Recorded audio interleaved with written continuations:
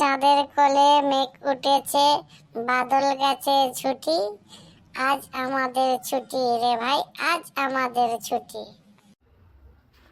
আজ তোদের কোনো ছুটি নেই, তোরা আজকে পড়তে বস, ছুটির কোনো বেলাই নেই।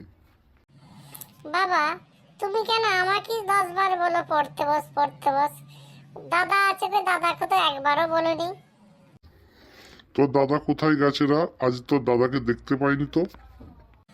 বাবা, আপনার পিছনেই তো দাদা খাড়া হয়ে দাঁড়িয়ে আছে, দেখুন। ওই তাই তো, তুই আমার পিছনে দাঁড়িয়ে আছিস, একবারও কিছু বলিনিস, পড়তে বসিনিস কেন?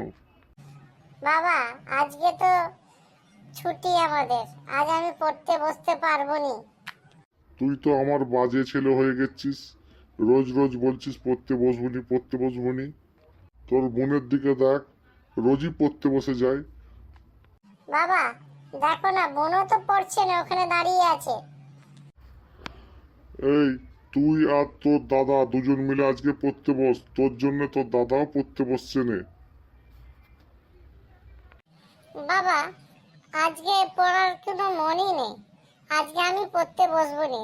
দাদাকে বলে দাও, আমিও বসবো নি। আজকে তোরা দুজন যদি না পড়তে বসিস, তোদের দুজনকে আর আজকে কোনো খাবার দেয়া হবে না।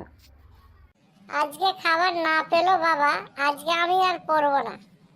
বাবা, তুমি দাদাকেই বলো না পড়তে, আজকে আমি তো রোজই পড়ি, আজকে না পড়লে কি হবে? তোর দাদাকে এই কথাটাই বলেছিলাম, তোর দাদা বলছে আজ বোনও পড়ে নে, আমিও পড়বো নি।